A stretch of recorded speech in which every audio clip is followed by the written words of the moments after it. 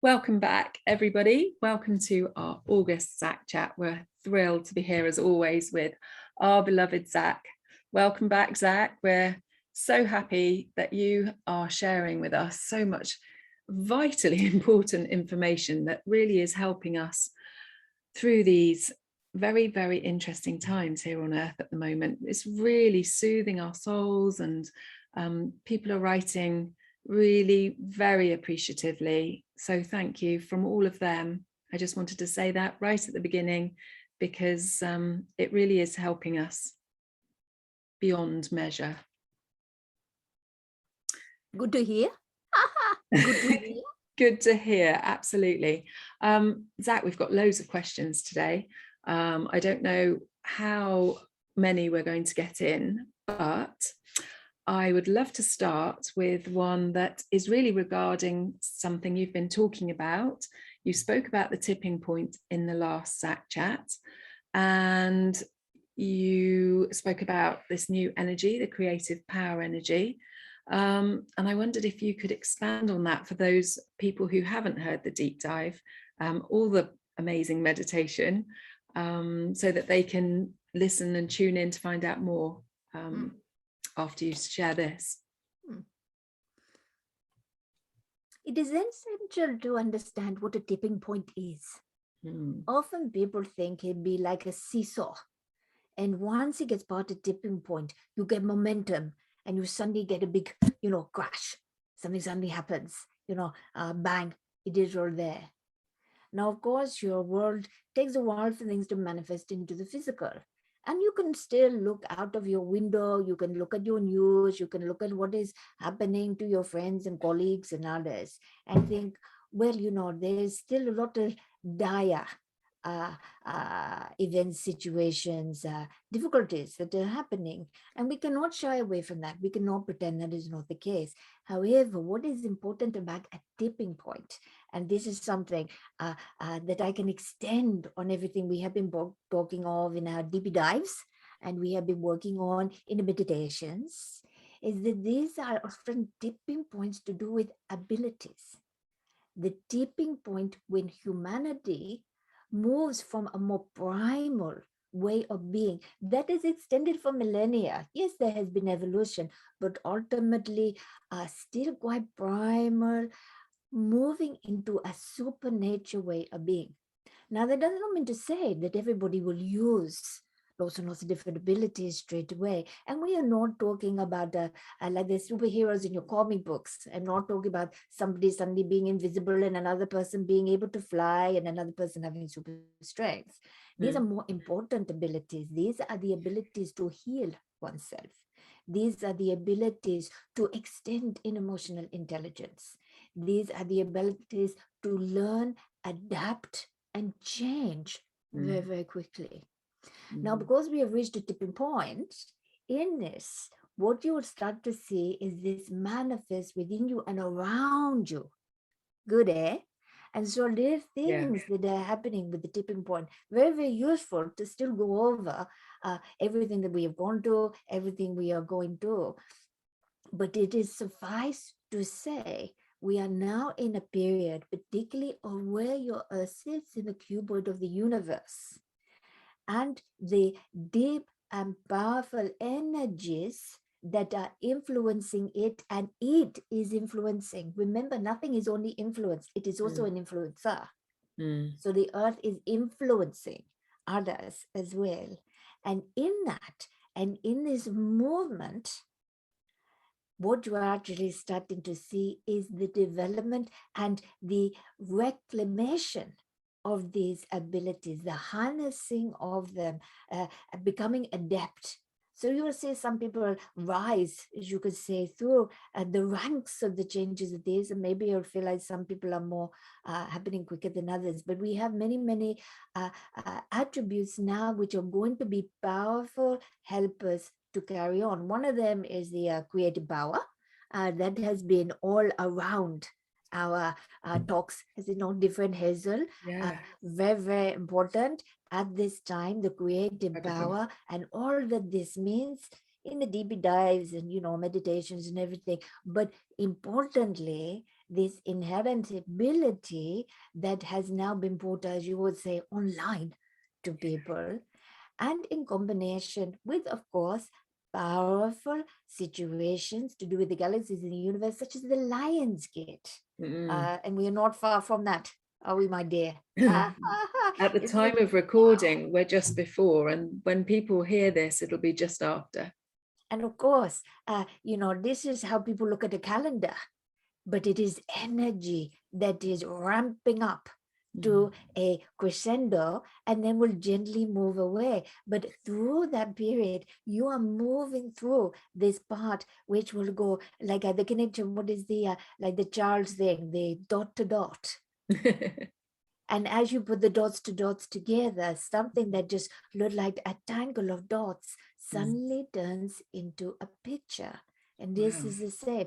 It turns into something that is raw power, raw solution, into something manifest, into something that is more malleable, something that is more applied, something that is more influential in your life. Understand, yes, my dear?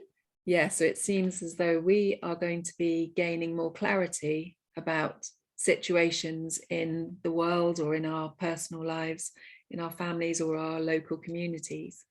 Absolutely. And everything starts with within. No good giving good clarity on something on the outside if you're in a fog within you, is it?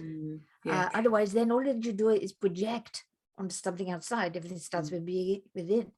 So around this time, it would be advisable to take some precious time for self. If you have the time to go off, an hour a day, to retreat into self, wonderful. If you do not, simply bring it into your day where you allow this clarity to form within you. You allow any remaining fogginess to be moving away. If you are one who is very interested, let us put it this way, interested in what is going in farther reaches from your own individual world, there's no bad thing, but balance it with what is going on within you as well. Otherwise, then you just become like a library, inanimate objects that hold a lot of knowledge but don't know how to apply it. It needs a person with intelligence, with emotions to come in to apply knowledge from a library. And it is the same here. So allow yourself to go through those ability shifting changes as well, and not just look at them out in the world. Allow them to happen within you. What is it we always say? We could say it almost in a chorus, could we not, different Hazel? Allow change to change you. Yes. What I was thinking as you were speaking was that I imagine sometimes people will start to find themselves making different choices, almost as though the solutions are working their way through them without them having to put in a question or a request or anything for something different to happen, but actually they'll just start feeling drawn to new things. Absolutely. And the best way to deal with this is to honor it. It will be natural for a little while to question and say, it's as if the person that I've been for the last 30, 40, 50 years, not that you don't recognize it, but you think, but this is what I thought I really wanted, but now I want this instead. Yeah. It is absolutely okay to ruminate just for a little while, because it can be discombobulating when you suddenly discover that it's something else. But certainly do not be hard on yourself or think, but I made all these inwards. I did all of this to this thing, and now I want this. Just say, this is allowing you, the true nature. And remember, vibration is changing. So you may be sitting in a different spectrum than before. I do not want people, though, to think of better and worse. Like that was a bad decision, this is a good decision. It is just as you change track. I like the analogy of trains, do I not? Choo-choos. The good old choo-choo train. If you were going to a different destination, all that happens is a signalman or woman changes the track, and suddenly the train doesn't have to change. but it goes on to a different track and it leads you to a different destination. You could think of it as this way at the moment, that it may not be profound, deep, resonant changes within you that is happening, that is personal to you. It is more that you are allowing yourself to change into a higher and higher and higher spectrum that is still right and very much in accordance with your personality and your soul. And this allows you to open up to solutions, to changes that you may not have even given a thought to before.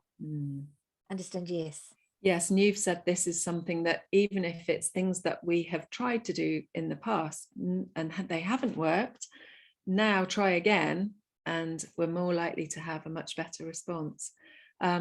Also, Zac, there's many people talking about the fact that we may well have switched timeline, and you just talking there about, different tracks.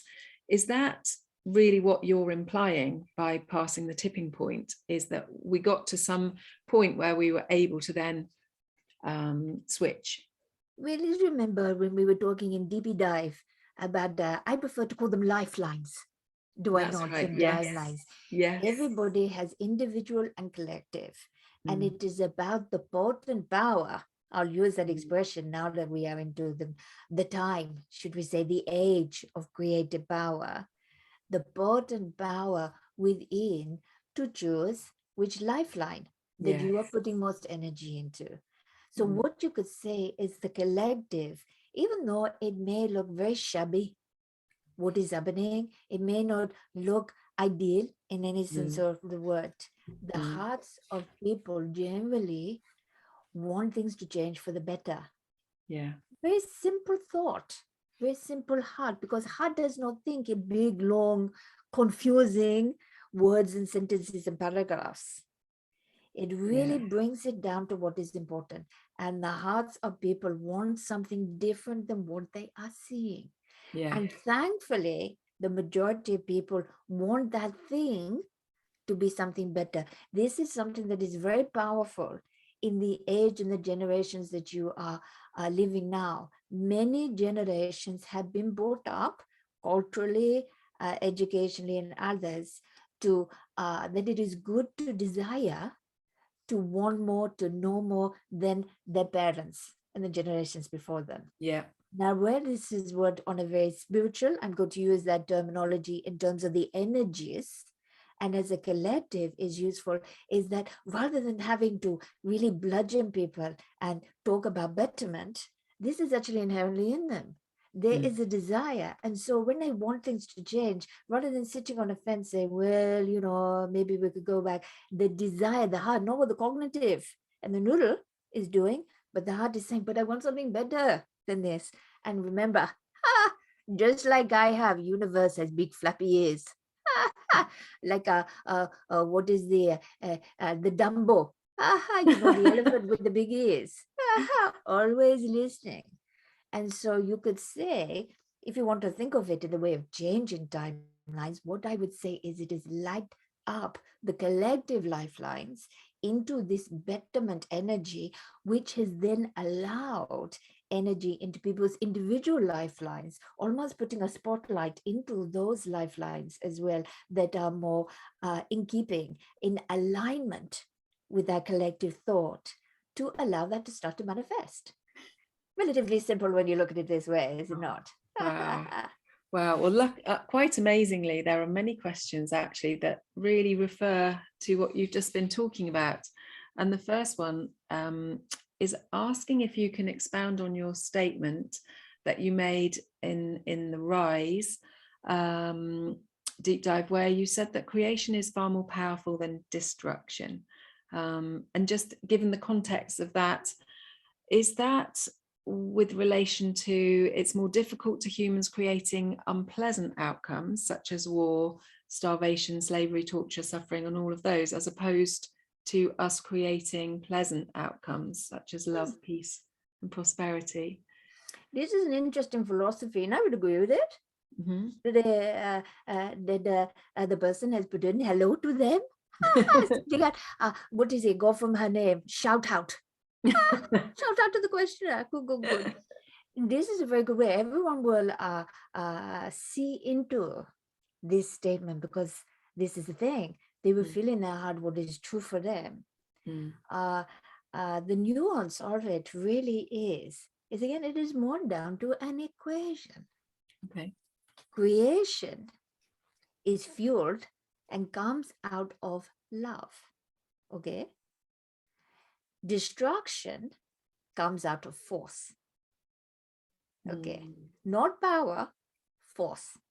Okay. Now we need destruction for creation to come in. And so they will always go hand in hand in a physical reality to some degree. But does not mean to say that destruction needs to also be painful. If you create a structure like a house and it no longer serves purpose, and you want to create something that you are fueling with your love, maybe you are creating it for a new relationship, or far more in keeping with what you feel is right for you, where the thing that was there before was actually right for somebody else. You could take it apart. Yes, you could blow it apart and actually decimate land around it and all sorts of things, to all sorts of difficulties.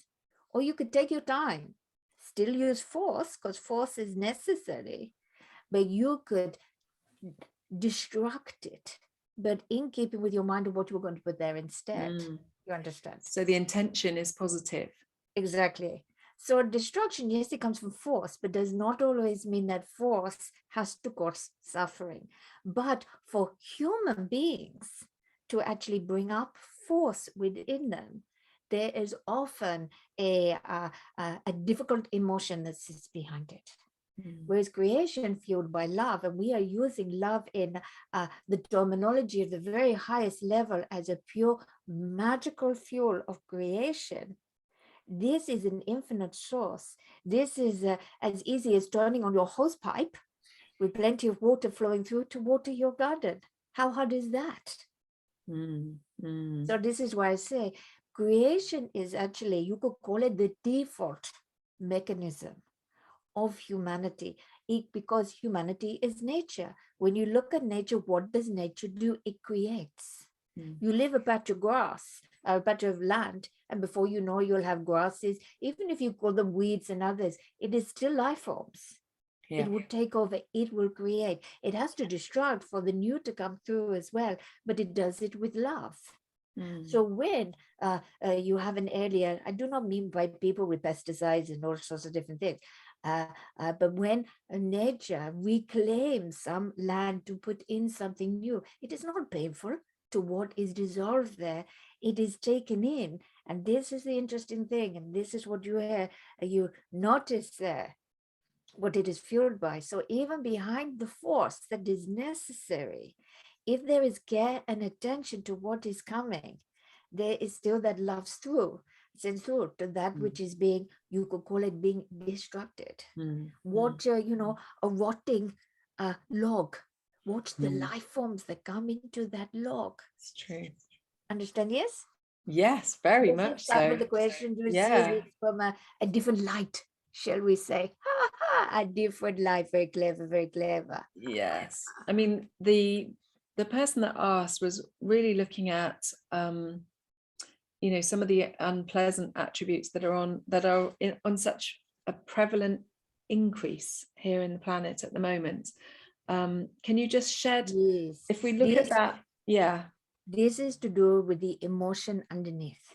So as humans have developed over time to destruct, to break down, there's often been, something painful within them that has enforced that.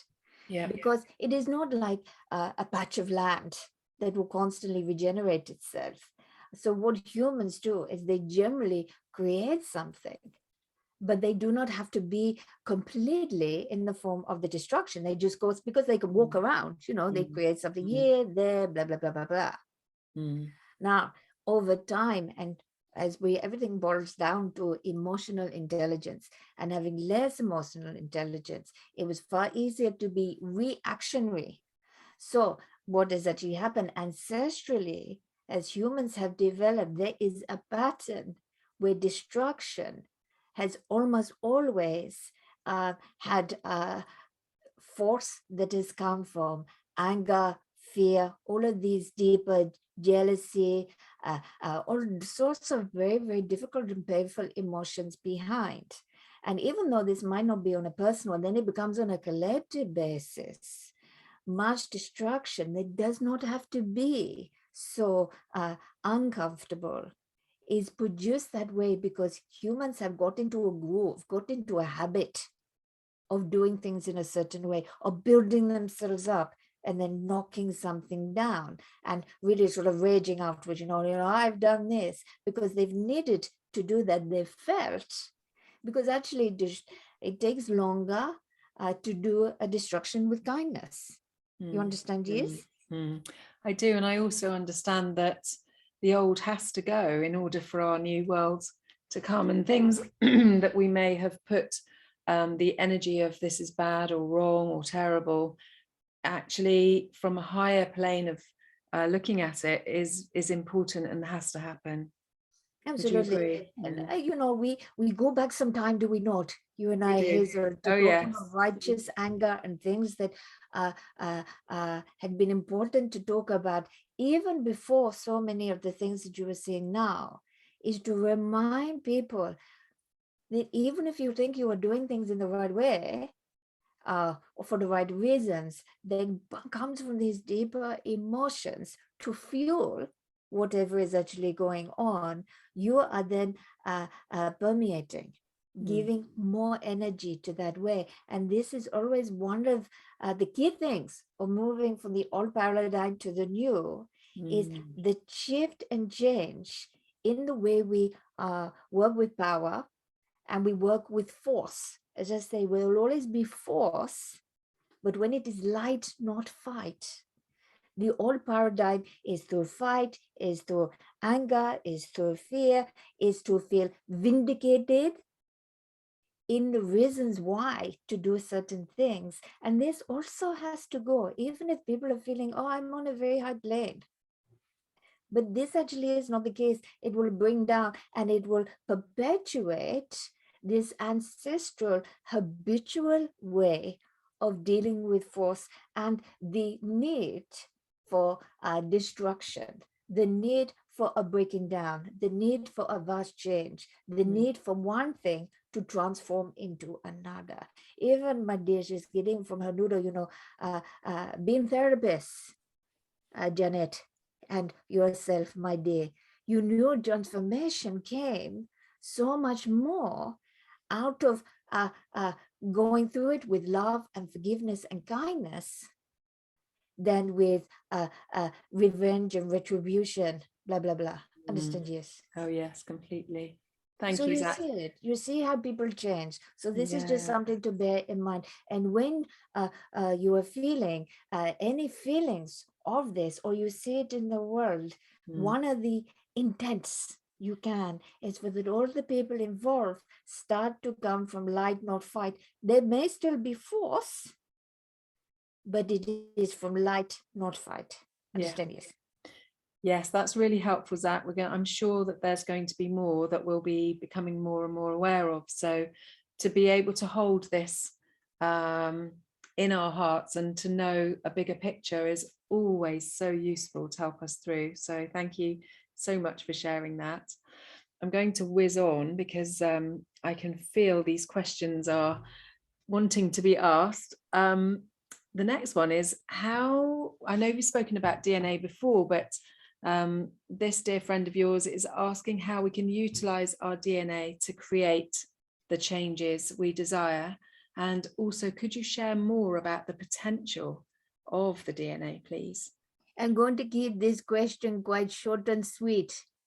You'll be pleased to hear. What I would say is allow the DNA to do the work. Don't try and get too involved in it. Wow. Okay. So, again, we are getting quite a concoction of things together, or not, for everybody's head. There is meditation for DNA as well, which can be very useful. But the important thing, again, past this tipping point, due to the light and everything that has been coming in, the DNA is within everybody, shifting, changing. Yeah. in its energetic form for most people far more than in the physical form. Mm-hmm. So if you put under a microscope, that sort of thing, I know you need a very strong microscope. You may not see the change, but most of what gets put into DNA, and especially when soul comes into the baby or into the physicality to become the person, is imprinted energetically. So it is this energy that is shifting and changing. So what I would say is this is more about trust. Yeah. Trust your DNA to do far more than it did for you before. And things are due to develop again over more and more time. And the moment I would suggest focusing far more in your power and your own inner power to come up with solutions. Yeah. And this also involves your DNA. It's very, very clever. It's not just solutions that come into the noodle. It is solutions within every cell of your being.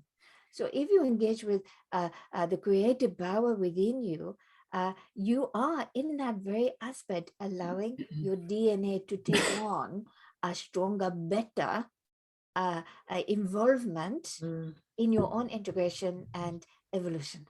Understand? Wow. Wow. Thank you, Zac. Thank you. And I think we can stay on the theme of healing because we've got a question with regards to energy and sound healing.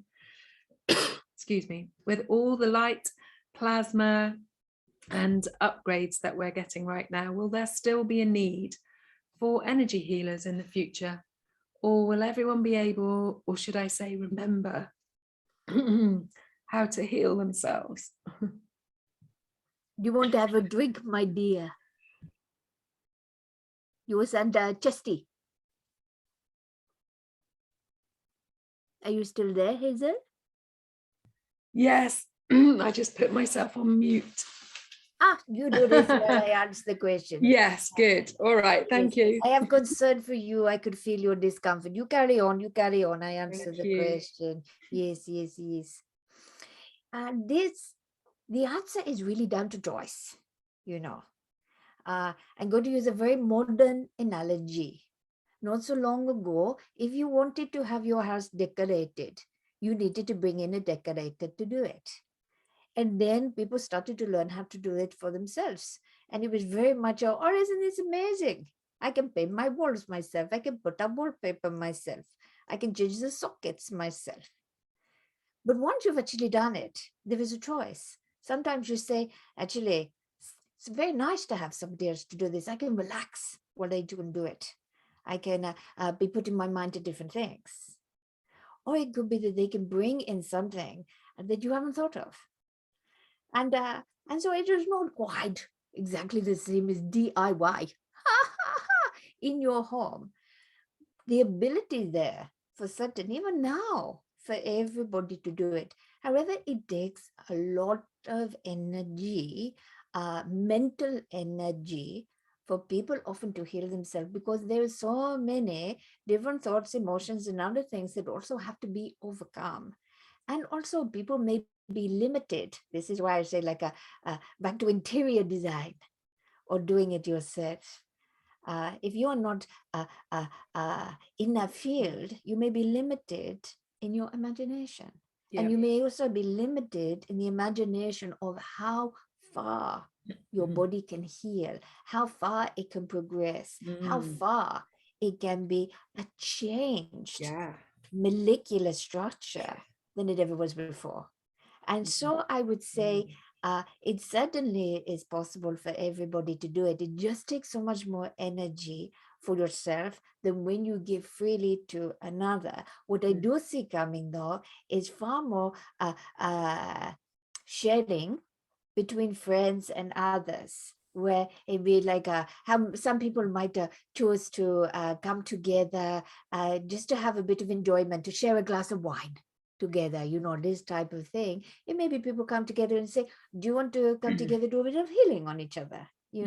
People will accept that this is a natural part of themselves, and it is a wonderful gift. What a better gift to give to a loved one than to give them a higher or more imbalanced frequency state of being of their energy. Understand this? Yes. And there are also some sort of technology. There's a new wand that someone's asking about called a terahertz gap healing care.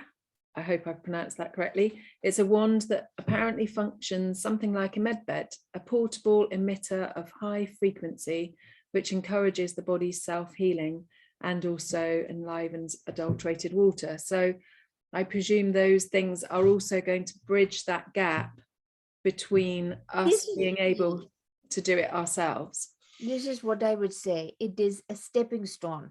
Right. As we look into the future, no technology will be needed. Wow. Because the technology, this is the whole thing about this time, your bodies are changing into all the technology that you need. I'm not talking about, computers and all of these things, but in terms of healing devices and others, there are many that are coming through that are wonderful for this particular time. However, there's nothing quite so effective in the belief of your own power. Because when you believe fully in your own power, you can amplify everything you do. Yeah. Whether you believe in yourself as the most wonderful journalist there ever was, then you'll suddenly get accolades, then you'll suddenly get the right front covers, then you'll be writing for magazines that you feel are invested in the same heart desires as your own, you know? And this is the same in abilities for self. When you have the power, when you really believe in your creative power to create whatever you think that any other technology can do, you can replicate it within yourself. Understand?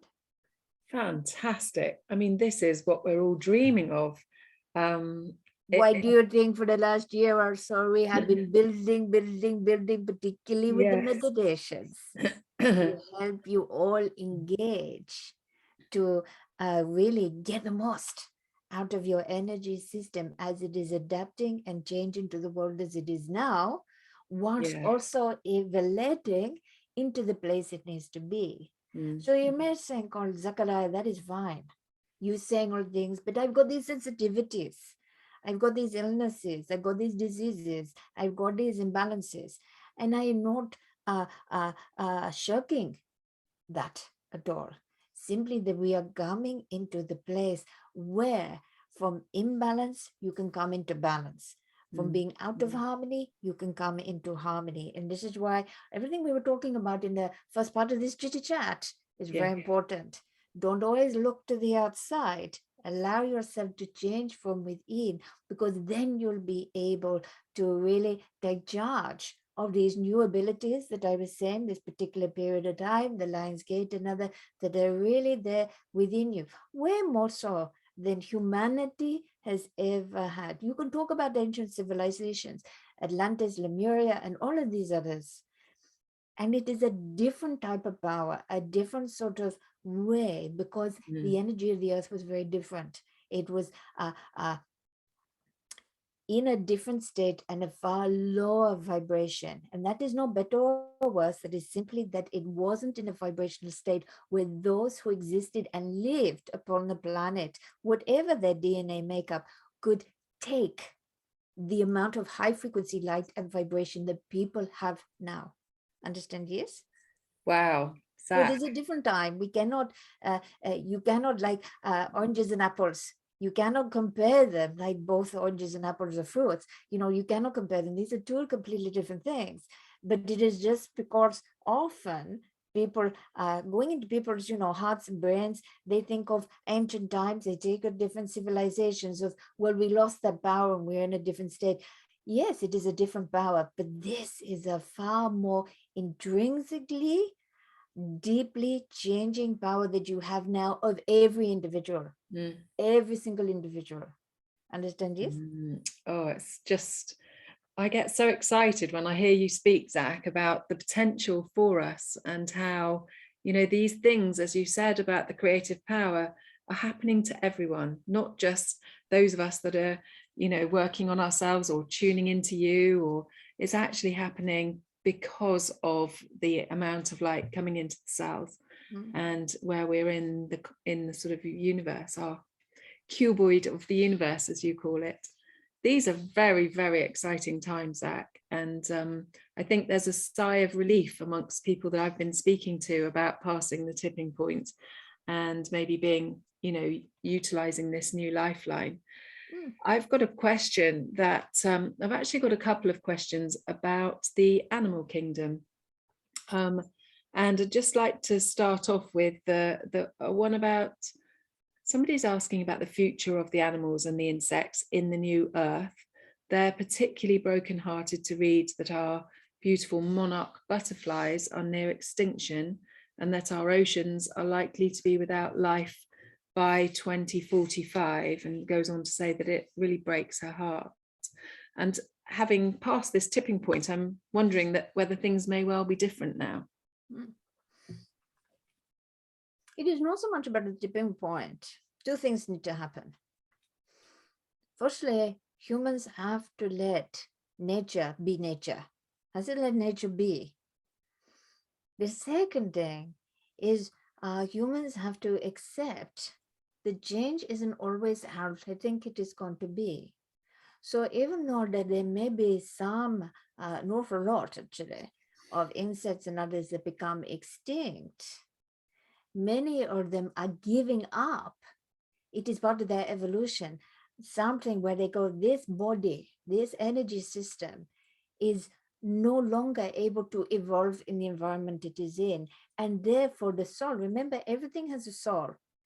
Insects, animals, flora and fauna, everything has a soul. It is just that it may be more of a collective soul energy of a species or of a particular a breed, this type of thing. And therefore, as a species, it is evolving, but in a spiritual sense, so that when it then is on Earth again, it is in a very different form. Now, of course, the way your sciences would work, it would then label it a completely different new species. One that they say, oh, we have not come across this, we did not know this one before. But it could be that it is one that is extinct, that is chosen to not evolve because it cannot evolve any further through the physicality, but evolve in a spiritual way and then come in as a new or a different, like a hybrid of a species. Okay. Now, I do not want this to be like, oh, it's okay then that everything is becoming extinct, because only if some are doing this. I don't want to say a few, because it is more than a few, but there are an awful lot that cannot live in the environment that humans are creating.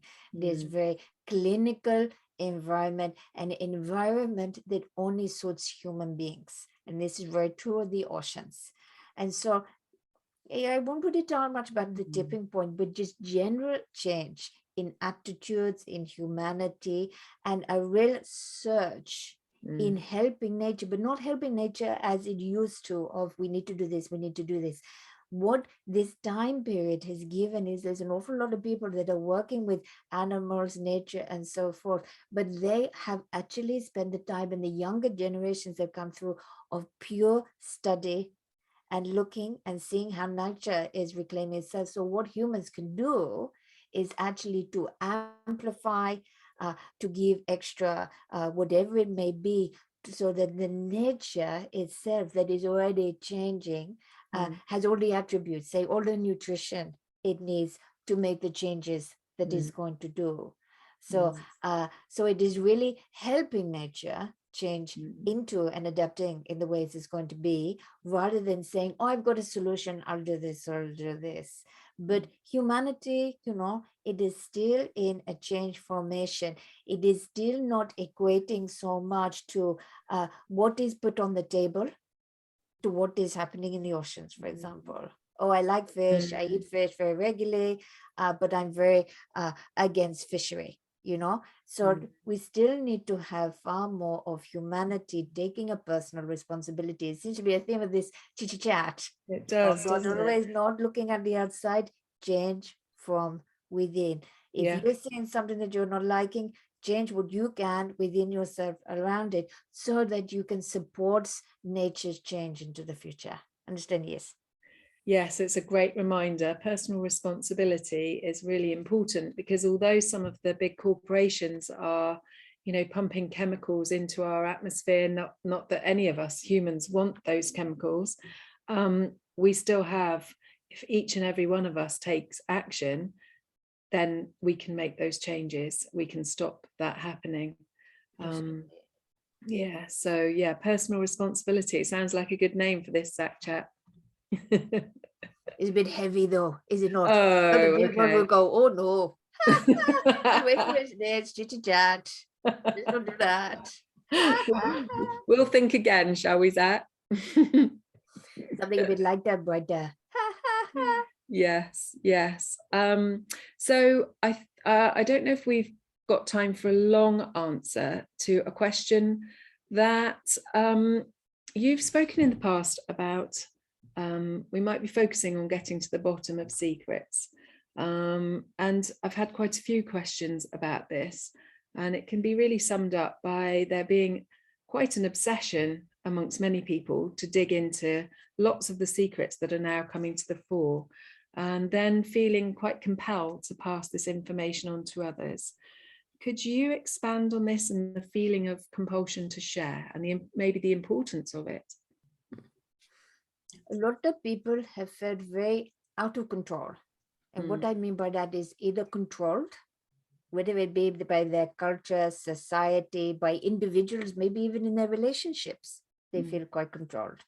And this is a way of exerting some level of reclaiming of control of power, particularly if the secrets that they are seeking revolve around this type of situation. Maybe they have been very controlled in their life, or they think that society is controlling them, and they are looking at something that may be happening a bit further than that away, or the other side of the world, or whatever it may be, where they feel that what they are finding out is about control again. Okay, so this isn't always the reason, but this is really at the heart of it. There is a way of feeling more powerful, more in control, more full of ability by being able to do this, with the assumption, now this is the important word, with the assumption that they are giving that gift to another person by sharing the information. Suddenly the information itself becomes a little bit redundant. It is not so much that they are wanting to say, look at this, and really get them, even though in the noodle that is what they are thinking they're doing. The desire is to free somebody else, is for somebody else to also feel they have their own power, they have their own control. There's nothing wrong with this. And this is going to continue for some time. And if this is something that is well received, if you are doing this yourself, and this is something that's well received by others, why not? This is a good way of self-empowerment. However, if you are thinking that this actually has become a little bit of an obsession, if anyone is doing this, or that they fear that the universe is actually telling them that they must do this, you know, and they feel that it is their duty. Yes, important word. They feel this is their duty to do this and to share. Then this is a little bit different, and this goes out to balance.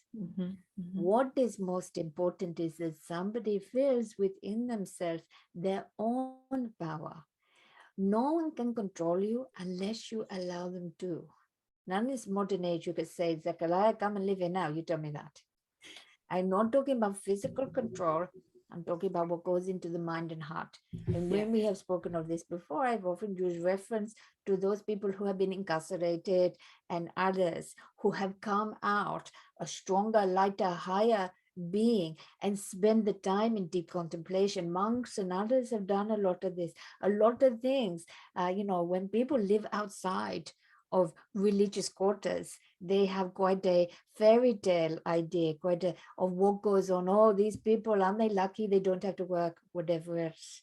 But a lot of them would deprive themselves of an awful lot of things to control literally themselves in that way, in a physical way, to allow their mind to become free.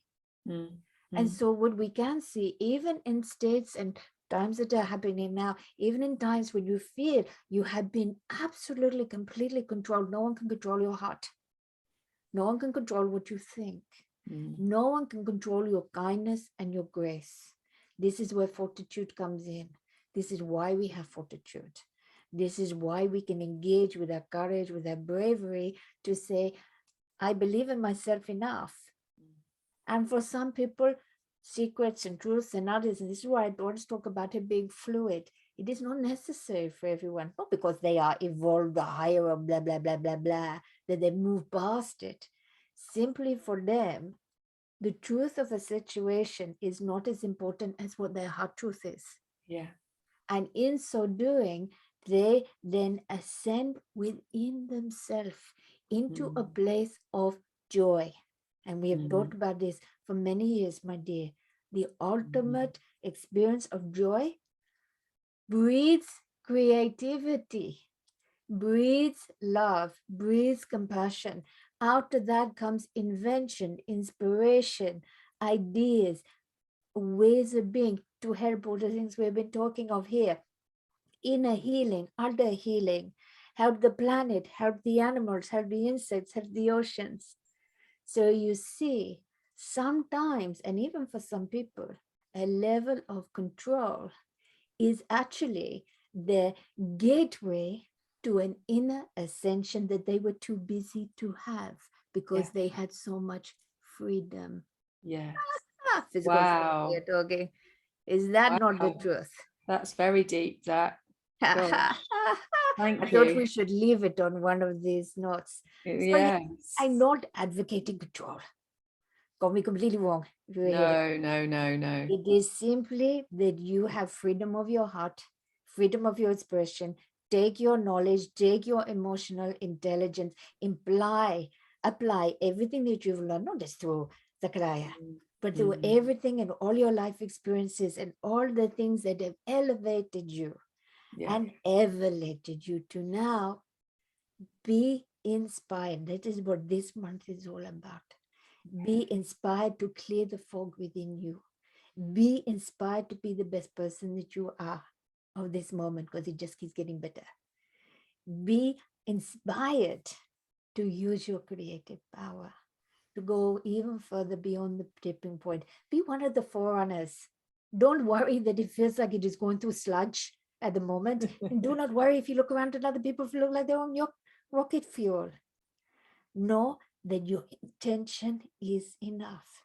And when you intend to be better every single day and for the betterment of all, and that engages the whole planet, every single living thing upon this planet, then, well, how would I ever ask any more of any one of you? Understand? Yes. Oh, what a fabulous way to sum up this talk, Zac. I love how you are inspiration, and it's so lovely to be able to see these different perspectives and understand so much more about what's really going on for the betterment for all, and go into our hearts for that beautiful energy of trust. When we start to trust, then we can live a much more peaceful life, even through, these transitional times. Happy to be here, as everyone should be happy to be here on this earth. Oh, yeah, your energy is just so lovely. Thank you so much, Zac, and thank you all so much for being with us. Again, we wish you a very happy August and into September, when we'll be speaking again, and hope that you take the plunge and join our patrons and listen to Zac's exquisite, unbelievably transformative meditations and the incredible information that he shares in the deep dives and cosmic classrooms that really are helping all of us to evolve gradually and comfortably and be the best person we can possibly be. So yeah, we would recommend it, wouldn't we, Zac? Definitely, my friend, definitely. Well, thank you for being with us anyway, and we'll see you again next time. Lots of love to all of you. Bye-bye, and bye-bye, dearest Zac. Bye-bye. Goodbye, my dears. Goodbye, goodbye, goodbye. Bye-bye.